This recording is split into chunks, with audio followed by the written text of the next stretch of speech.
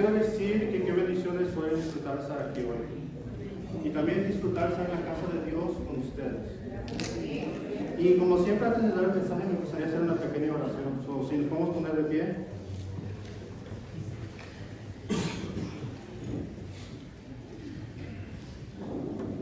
Señor, te doy gracias por la oportunidad que tengo hoy de estar aquí. Te doy gracias porque tú me diste el privilegio de poder exponer tu palabra hoy en día.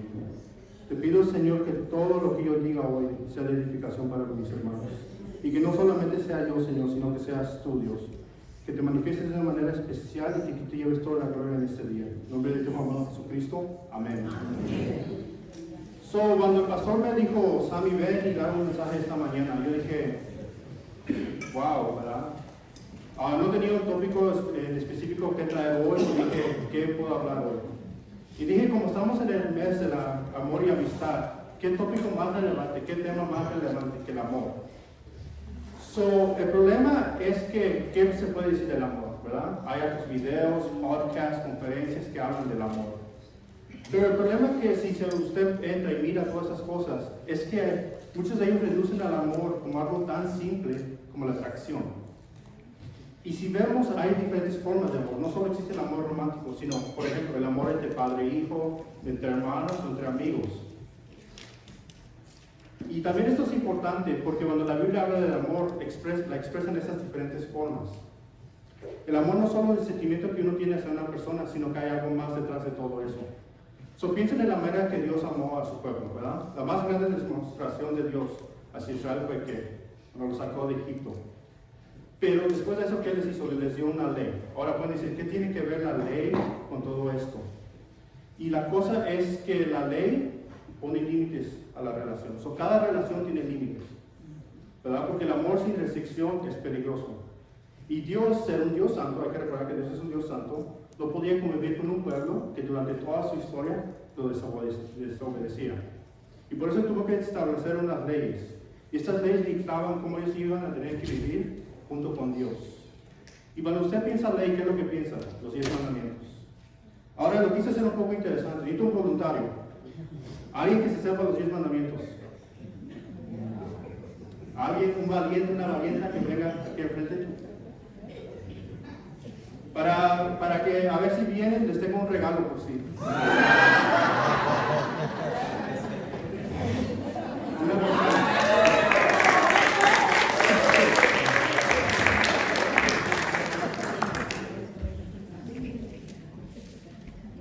Hermana, necesito que me diga los 10 mandamientos. Amarás al Señor tu Dios con todo tu corazón. No te harás imágenes talladas ni te arrodillarás ante ellas. Santificarás el día de fiesta, el sábado. Honrarás a tu padre y a tu madre. Me quedó uno. Sí, nombre. No te honrarás a Dios, nombre de Dios en vano. Sí. Sí. No matarás. No matarás. No robarás. No robarás, no tomarás el nombre de Dios. Sí. No cometerás adulterio. Sí, no cometerás adulterio, no codiciarás los bienes de su prójimo. Y no darás falso testimonio. Exacto.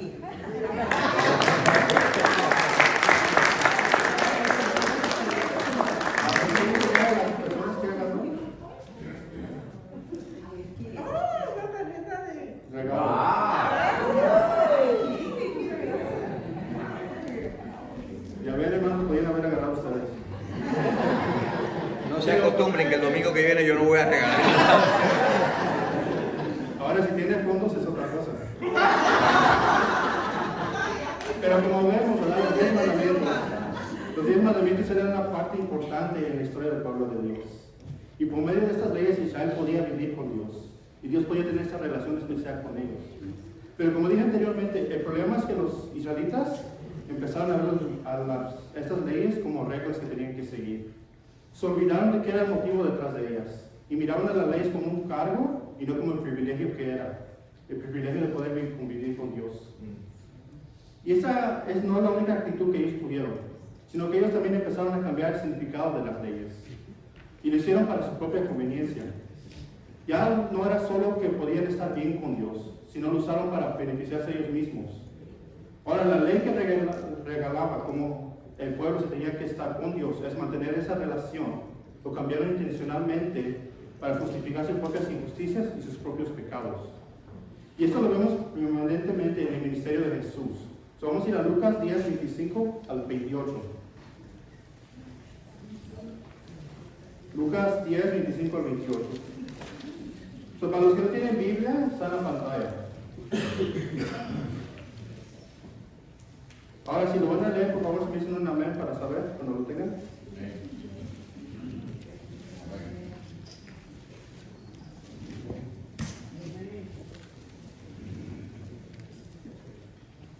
Ahora como 3 amenes, ¿hay más amenes? En esto se presentó un experto de la ley, y a poner a prueba a Jesús, se puso de pie y le hizo una pregunta. Maestro, ¿qué debo de hacer para heredar la vida eterna? Jesús respondió, ¿qué está escrito en la ley? ¿Cómo la interpretas tú? Como respuesta el hombre citó, ama al Señor tu Dios con todo tu corazón, con todo tu ser, con todas tus fuerzas y con toda tu mente, y ama a tu prójimo como a ti mismo. Bien contestado dijo Jesús, haz esto y vivirás. Aquí Lucas detalla que viene un experto de la ley. Esta es una persona que sabe la ley, ha sido estudiada en la ley. Y este experto no viene a Jesús como siendo amigo de él, sino lo trata de agarrar en una trampa. Y lo que hace para desacreditar su ministerio. Y le hace una pregunta que se mira simple. ¿Qué debo de hacer para tener vida eterna? Ahora Jesús es inteligente, ¿verdad? Y le contesta a esa pregunta con su propia pregunta. ¿Qué dice la ley? Pero lo interesante es lo que dijo después, que dijo, ¿y cómo la interpretas tú? Esto enseña que hay una diferencia entre cómo esa persona interpretaba la ley y cuál era el verdadero propósito de la ley. Y como hemos visto, el verdadero propósito de la ley era amar a Dios y a tu prójimo. Pero vemos que como Lucas enfatiza esta parte, que hay una diferencia entre cómo interpretaba esa persona la ley y cómo lo hacía Jesús. Ahora vamos a comenzar viendo cómo Jesús interpretaba al amar al prójimo y a Dios. Aquí la palabra griega que se es usada en este versículo es agapao. Si me pueden repetir, agapao. Agapao. Agapao significa amor accional. O sea que hay una acción que demuestra el valor de su amor. John MacArthur, que es un predicador famoso, explica que el agapao es la más pura y forma de amor. Este amor no es motivado ni por la apariencia ni por la atracción, sino que agapao es la forma ideal del amor determinado solamente por la intención de aquel que ama. En su respuesta al experto de la ley, Jesús usa la historia del buen samaritano. Y lo hace como un ejemplo para mostrar qué es el verdadero significado del agapao. Por medio de esta historia, Jesús enseña lo que se espera cuando Él dice ama a tu prójimo. Y lo hace de una manera interesante. Ahora, ¿cuántos aquí se saben la historia del buen samaritano? Todos. Lo bueno es que no vamos a entrar en esto hoy. Pero si los que se saben la historia, ¿cuántos personajes hay ahí? Hay 3. El sacerdote, el levita y el samaritano. Ahora, si Jesús quería enseñar del amor, ¿por qué no usó el ejemplo del samaritano? ¿Por qué incluyó al sacerdote y al levita? Y lo hizo porque tan importante es demostrar qué es el amor como demostrar qué no es el amor. Y a veces lo más fácil para nosotros es aprender los errores de alguien más. Y es por eso Jesús enfatiza lo que hicieron el sacerdote y el levita. Y vamos a ver ese mismo ejemplo que Jesús usa para ver un personaje en la Biblia que falló en demostrar agapao a su prójimo. Y en medio de eso vamos a primero descubrir qué es la verdadera forma de amar y qué son los factores que a veces nos impiden hacer eso. Vamos a ir a Jonás 1 y vamos a leer del 1 al 3. Jonás 1, del 1 al 3.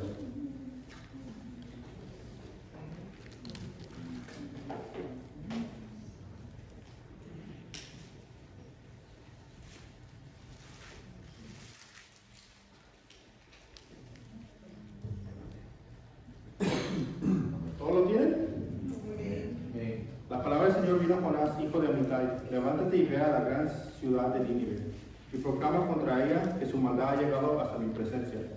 Pero Jonás huyó del Señor y se dirigió a Tarsis. Bajó a Jope, donde encontró un barco que zarpaba rumbo a Tarsis. Pagó su pasaje y se embarcó con los que iban a esa ciudad, huyendo así del Señor. Ahora, esa es la historia más famosa de la Biblia, ¿eh? de los niños hasta todos se lo saben. Pero aquí vemos que Jonás fue a predicar contra la ciudad de Nínive. Y ahora dirían, ¿qué es Nínive y por qué es tan importante?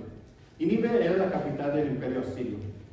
Y una cosa de los asirios es que eran conocidos por su crueldad sobre los pueblos que ellos conquistaban. Son un ejemplo de eso. ¿Cuántos han ido a pescar? ¿Cuántos han agarrado ¿cómo se llama? El hook, el cacho, el anzuelo en su piel cuando trata de tirarla? ¿Es algo doloroso? ¿Sí? Los asirios ponían esos mismos anzuelos en la boca y nariz de las personas y las arrastraban hasta donde las llevaban. Aquí es donde Dios mandó a Jonás a predicar contra esa injusticia de la nación más poderosa del mundo. Ahora, esto le daría miedo a cualquiera. No nos sorprendamos que Jonás quiso huir. Pero siendo sinceros y viendo lo que dice el texto, hay más razones por qué Jonás quiso huir. Primero, Jonás era un profeta. La primera responsabilidad de un profeta en la Biblia era ir a predicar a Israel. A predicar para que Israel se arrepintiera de sus pecados. Jonás, en el tiempo de Jonás, los israelitas habían rebelado contra Dios, estaban siendo idólatras. Y como profeta, ¿verdad? Porque Jonás hablaba con Dios, se comunicaba con Dios diariamente, sabía que Israel le tenía que pasar juicio. Y ahora, ¿qué juicio ustedes piensan que Dios iba a hacer contra los israelitas? Por su rebelión. Una nación poderosa los iba a conquistar. Ahora, pasado en la historia, ¿qué nación ustedes piensan? El mismo imperio asirio. Aquí Jonás tenía un conflicto de interés. Si Jonás obedecía a Dios, en algunos años o en algunas décadas, Nínive iba a ser culpable del fin de su propio pueblo. Pero ahora, si Jonás rechazaba esta misión y huía de Dios y por consecuencia Nínive era destruido, su propio pueblo se salvaba de la destrucción. ¿Y qué decisión ustedes piensan que Jonás tomó? ¿Ir y predicar contra el pueblo que un día va a conquistar su pueblo? ¿O escaparse? ¿Por qué? Porque Jonás no estaba buscando la salvación de los habitantes de Nínive. Él quería que ellos fueran destruidos. Y si esto incluía huir de la misión de Dios, es lo que hizo. Ahora, él fue a Tarsis, que es un sitio en España. Y esto era lo más lejos en ese tiempo que él podía huir de Nínive. Tarsis está en España, Nínive, donde está Irak, lo más lejos que podía estar. Y yo creo que todos sabemos lo que pasó después, ¿verdad? Vino una tormenta que amenazaba con hundir el barco. Los marineros decidieron que alguien tenía la culpa de esto, se echaron suertes. A Jonás le cayó la suerte y tuvo que explicar cómo ellos se podían salvar de la tormenta. Y esto requería que lo tiraran al mar. Y ahora pasa la parte más famosa de la historia. Jonás fue salvado por un pez. Yo pensé que iban a decir ballena. Por un pez grande. Y estuvo dentro del pez 3 días y 3 noches. Durante ese tiempo Jonás estaba orando a Dios para que lo perdonara y lo salvara. Y Dios le contestó y el pez vomitó a Jonás en dirección hacia Nínive. Ahora, si vemos todo lo que ha pasado, si analizamos la cadena de eventos que ha pasado, ¿cuántos milagros de Dios ha pasado en ese corto periodo de tiempo? ¿Verdad? Una tormenta, el pez que lo tragó, no se lo comió, y estuvo vivo en el pez 3 días. ¿Y todo eso era para qué? Para que Jonás cumpliera su misión. Ahora, nosotros pensaríamos que después de todo esto, Jonás aprendiera su lección, ¿verdad? Que haría todo lo que Dios nos mandara hacer. Pero la verdad es que por el hecho que Jonás aceptó ir a Nínive, no cambiaba su opinión de que Nínive fuera destruido. Para Jonás, obedecer a Dios en ese momento significaba solamente ir a Nínive. Él no tenía que trabajar para que ellos fueran salvos. Y vamos a ir a Jonás 3, 1 al 10.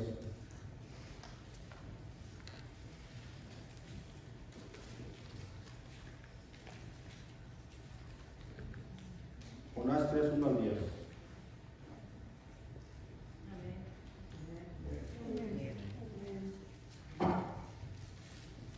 La palabra del Señor vino por segunda vez a Jonás. Levántate y ve a la gran ciudad de Nínive, y proclamaré el mensaje que yo te voy a dar. Jonás se levantó y se caminó a Nínive, como el Señor le ordenó. Ahora, Nínive era una ciudad tan grande que se necesitaban 3 días para recorrerla. Jonás entró a la ciudad y la recorrió todo un día mientras proclamaba: dentro de 40 días Nínive será destruida. Los ninivitas creyeron a Dios, proclamaron ayuno desde el mayor hasta el menor, se vistieron con ropa áspera en señal de arrepentimiento. Y cuando el rey de Nínive se enteró del mensaje, se levantó de su trono, se quitó su manto real, se vistió con ropa áspera y se sentó sobre ceniza. Luego mandó que se pregonara en Nínive, por decreto del rey su corte: ninguna persona o animal, ni ovejas ni vacas, probará alimento alguno, ni tampoco pastará ni beberá agua. Personas y animales vestirán telas ásperas y clamarán a Dios con todas sus fuerzas. Ordena asimismo que cada uno se convierta de su mal camino, de sus hechos violentos. Quién sabe, tal vez Dios cambie de parecer y aplaque el ardor de su ira y no perezcamos. Al ver Dios lo que hicieron, es decir, que habían abandonado su camino, su mal camino, cambió de parecer y no se llevó a cabo la destrucción que había anunciado. Aquí vemos, hay que notar dos cosas cuando leemos este pasaje. Y son dos cosas que el autor quiere que nos enfoquemos. Primero, para atravesar todo Nínive se tomaban 3 días. 3 días. Jonás solamente predicó un día. Segundo, Dios le había mandado a Jonás a dar un mensaje que él iba a dar. Y con eso le estaba enseñando que Jonás tenía que predicar un mensaje para que los ninivitas se arrepintieran. Pero ¿cuál fue el mensaje de Jonás? Dentro de 40 días Nínive será destruido. Ahora, si lo mira, no se escucha como un mensaje hacia el arrepentimiento, sino que hace que la destrucción de la ciudad sea algo cercano. Jonás estaba predicando lo que él quería, que era la destrucción de Nínive, y no un mensaje hacia el arrepentimiento. Y también vemos que en ese mensaje, Jonás no les dice cómo evitar esa destrucción, ¿verdad? Dice, en 40 días Nínive será destruido. No dice, oye, mi nombre es Jonás, yo vengo de Israel, que Dios de Israel me mandó a hacer esto. No dice ni siquiera su nombre, que Dios lo mandó, ni de dónde era. ¿Por qué? Porque quiso dejar que los habitantes de Nínive especularan sobre el contenido del mensaje. Y así les estaba él asegurando de que ellos iban a fallar en entender su mensaje. Y eso era precisamente lo que él quería. Él hizo todo su poder para asegurar que el mensaje no fuera recibido. Ahora, Jonás es el primer profeta que vemos en la Biblia que quería fallar su misión. Él quería que los ninivitas fueran destruidos y trabajó para cumplir ese motivo. Pero irónicamente, lo más chistoso de la historia es que, así como tan corto dio un mensaje, con todo lo que hizo para que ellos no creyeran, su mensaje fue exitoso. Todos en la ciudad entraron en un periodo de ayuno. Desde el rey hasta los animales tuvieron que atraparse con telas ásperas. Ahora, es importante recordar que el rey no sabía si su ayuno iba a funcionar. ¿Por qué? Porque Jonás no le había dicho. Por eso dice, a lo mejor si Dios cambia de parecer. Ellos estaban apostando que eso iba a funcionar. No tenían seguridad porque Jonás no les había dicho nada al respecto. Pero a pesar de todas las artimañas de Jonás, ellos se arrepintieron. De alguna manera ellos creyeron en Dios. Y por eso Dios cambió de parecer y no los destruyó. Nínive se salvó y la gente se podía regocijar. Era un momento de celebración para todos, menos Jonás. Vamos a ir a Jonás 4, 1 a 10.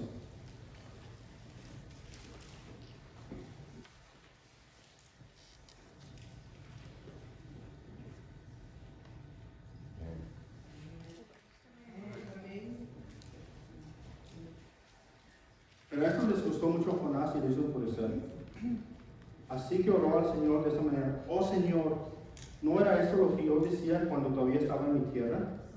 Por eso me anticipé a oír a Tarsis, pues bien sabía que tú eres un Dios misericordioso y compasivo, lento para la ira y lleno de amor, que cambies el parecer y no destruyes. Así que ahora, Señor, te suplico que me quites la vida. Prefiero morir a seguir viviendo. ¿Tienes razón de enfurecerte tanto?, respondió el Señor. Jonás salió y se sentó al este de la ciudad. Ahí hizo un cobertizo y se sentó debajo de su sombra para ver lo que iba a suceder con la ciudad. Y para aliviarlo del malestar, Dios dispuso una planta, lo cual creció hasta cubrir a Jonás la cabeza con su sombra. Jonás se alegró muchísimo por la planta, pero al amanecer del día siguiente, Dios dispuso que un gusano la hiriera y la planta se marchite. Al salir el sol, Dios dispuso un abrasador viento del este. Y además el sol iría a Jonás en la cabeza, de modo que éste desfallece. Con deseos de morir se exclamó: prefiero morir a seguir viviendo. Pero Dios dijo: ¿tienes razón de enfurecerte tanto por la planta? Claro que la tengo, respondió, me muero de rabia. El Señor dijo: tú te compadeces de una planta que ningún esfuerzo de tu parte creció de la noche y en el otro pereció.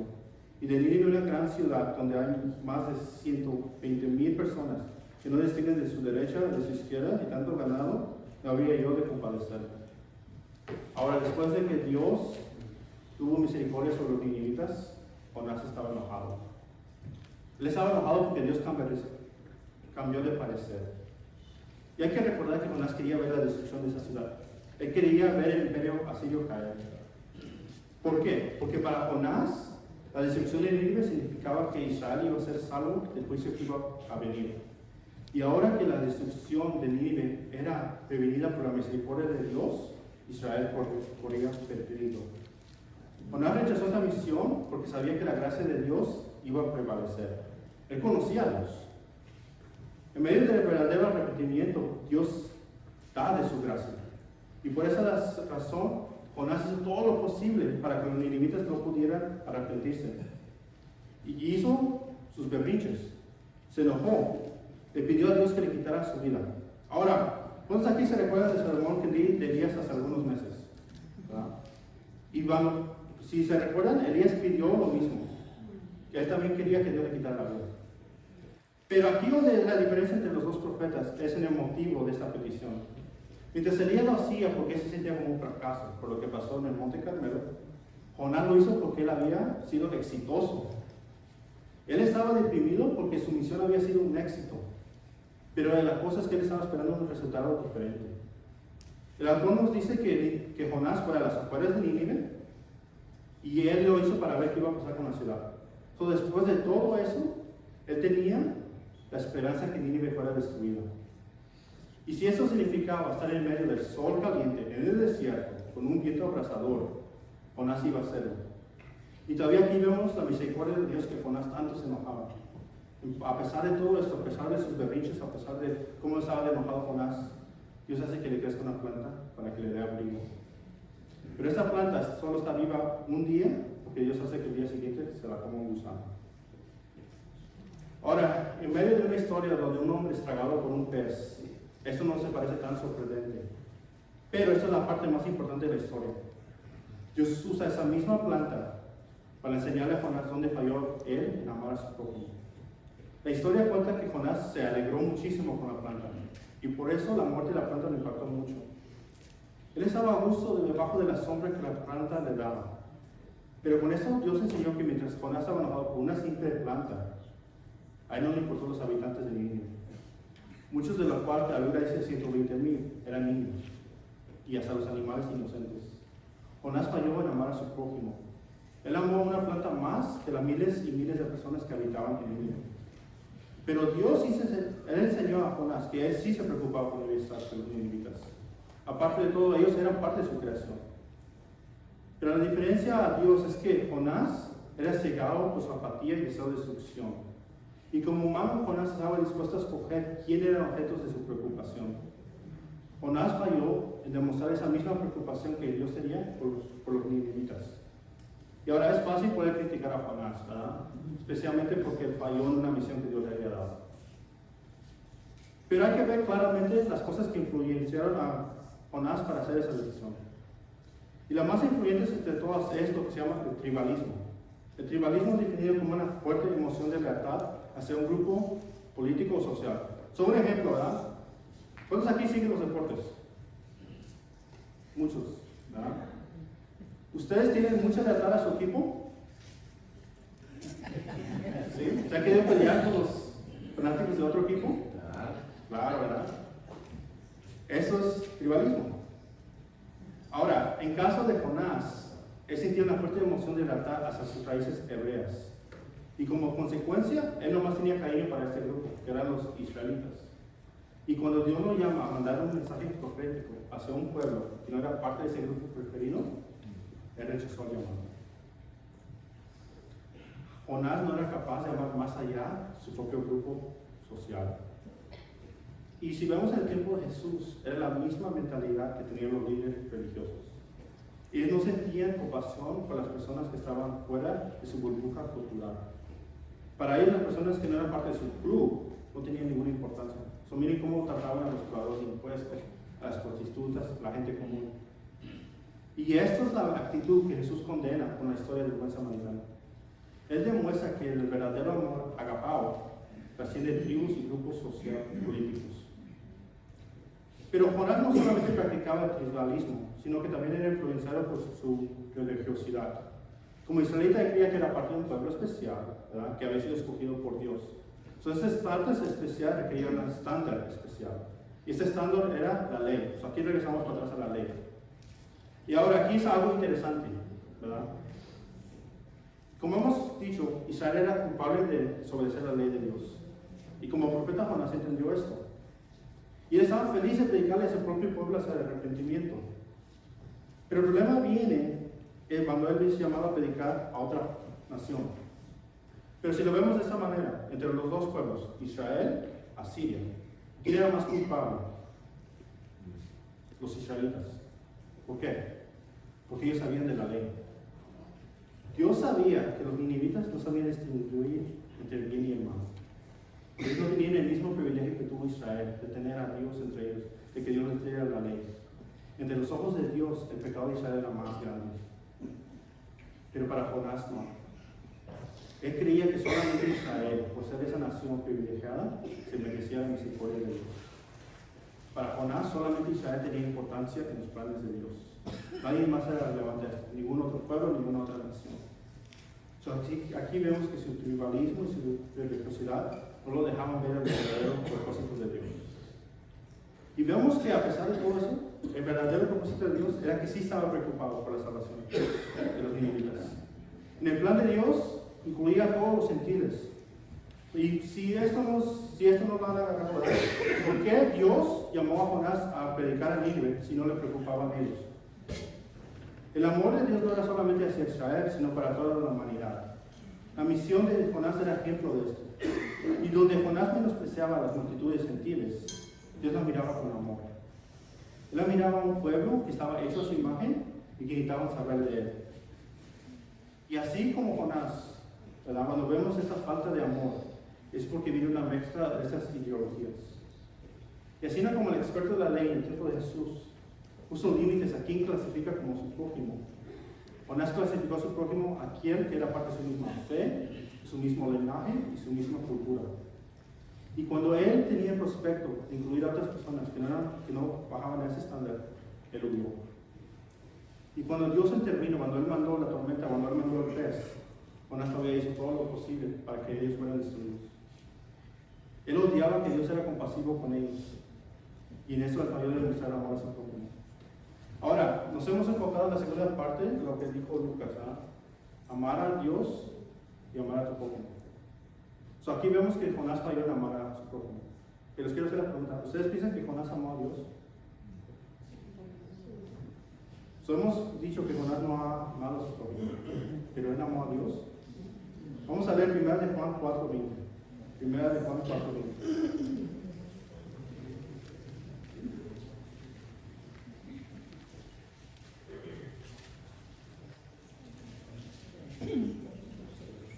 ¿Siente algo de aire, verdad?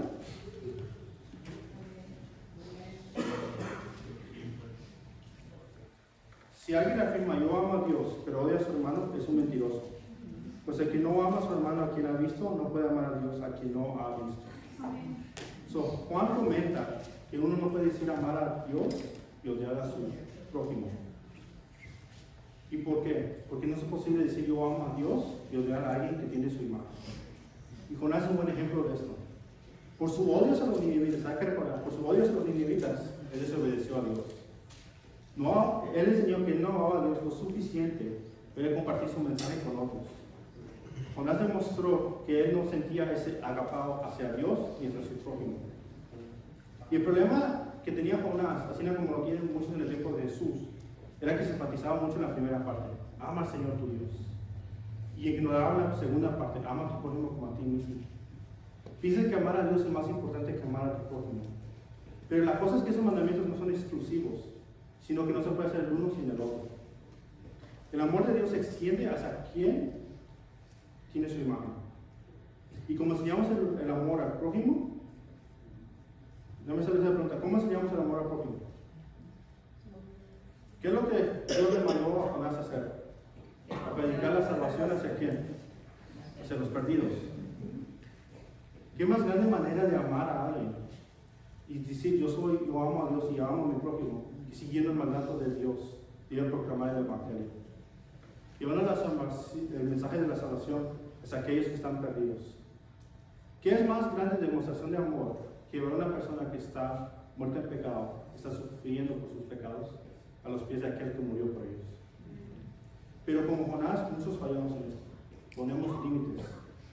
Así como Jonás, tenemos excusas para no obedecer a Dios. Y a lo mejor usted puede decir, yo estoy dispuesto a amar a mi prójimo. Yo sí puedo amar a mi prójimo, no es fácil. Pero ¿qué tal es amar a la persona que les ha hecho daño? Amar a la persona que les ha hecho daño a un familiar que ustedes tienen. ¿Ustedes piensan que Dios excluye a los enemigos de los prójimos? No. Pero Jonás no podía amar a los ninivitas, sabiendo que en algunos años ellos iban a hacerle daño a su pueblo. Y así como nosotros, ¿cómo podemos amar a alguien que nos ha hecho daño? O a lo mejor le ha hecho daño a alguien, nos ha rechazado y trabaja activamente para ver nuestra caída. ¿Cómo podemos hacer eso? ¿Cómo podemos amar a una persona que constantemente nos está hiriendo? Pero cuando Dios nos ama, nos llama a amar a nuestros prójimos, nos excluye a nuestros enemigos. Y esto a veces es muy difícil de hacer, ¿verdad? Hay gente que nos saca de onda, ¿verdad?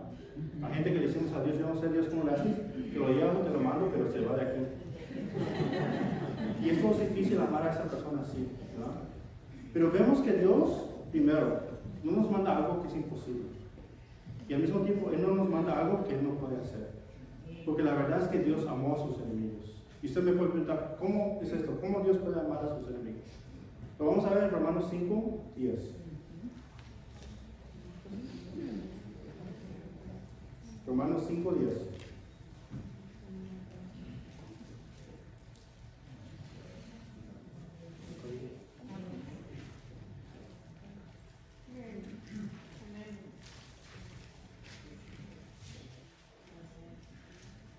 Porque así cuando éramos enemigos de Dios, fuimos reconciliados con Él mediante la muerte de su Hijo. Con cuánta más razón, habiendo sido reconciliados, seremos salvados por su vida. Aquí la verdad es que nosotros éramos enemigos de Dios hace tiempo. Nosotros, por nuestro pecado y nuestra rebelión, éramos clasificados enemigos de Dios. La ira de Dios estaba sobre nosotros por consecuencia de nuestros pecados.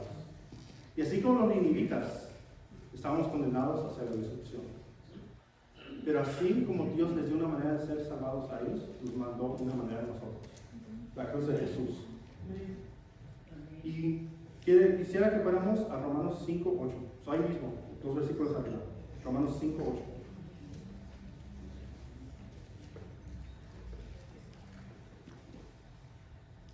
Pero Dios demuestra su amor por nosotros en esto, que cuando aún todavía éramos pecadores, Cristo murió por nosotros. Dios nos amó aún cuando nosotros estábamos muertos en nuestros pecados y mandó a su Hijo para morir por nosotros. Cada persona que está aquí hoy en día es un ejemplo vivo del amor de Dios. Ustedes están aquí porque Jesús murió por nosotros. Y este amor de Jesús, que Él vino a morir por nosotros, no fue basado ni en nuestras obras, ni cómo Él nos miraba, ni cómo nosotros éramos, sino por ese amor que Él tenía hacia nosotros. Y este es el verdadero agapao por el amor accionado. Y ahora Dios nos manda a hacer lo mismo con nosotros. Amar sin importar la apariencia, la atracción o la relación que tengamos. Dios expresó su amor a nosotros porque tenía esa noble intención de salvarnos. Y no lo hizo por nuestras obras, sino lo hizo solamente por su amor hacia nosotros. Y aun cuando nosotros no teníamos nada bueno en nosotros, Él lo hizo. Él mandó a su Hijo a morir por nosotros. Y ahora Él nos manda a nosotros a hacer lo mismo, a compartir ese evangelio que es que Jesús vino y murió por nosotros, hacia otros. Y de esta forma extendemos el amor de Dios hacia ellos. Les enseñamos qué es el verdadero amor. Hoy en día el amor está basado en lo que tú ves o en lo que tú haces. Pero el amor de Dios está basado en lo que Él hizo por nosotros. Y esto es lo que nos manda a Él hacer, a ir y llevar este amor hacia otros. A llevarles que Jesús murió por ellos. Y que hay arrepentimiento. Y la cosa es cómo nosotros podemos decir que amamos a Dios ¿Cómo podemos decir nosotros yo amo a Dios, yo amo a mi prójimo, si dejamos que personas que tienen su imagen se pierdan? ¿Cómo podemos decir que amamos a Dios cuando a veces por nuestra propia apatía o por nuestros propios límites que nos ponemos, condenamos a las personas a la eternidad sin Cristo? Y les quiero dejar con esto. En este mensaje tenemos dos ejemplos. A Jonás, que por sus propias filosofías y propias ideologías quiso condenar a los ninivitas a la destrucción. Pero también tenemos el ejemplo de Dios, que por su amor Él vino a morir por nosotros. Amén.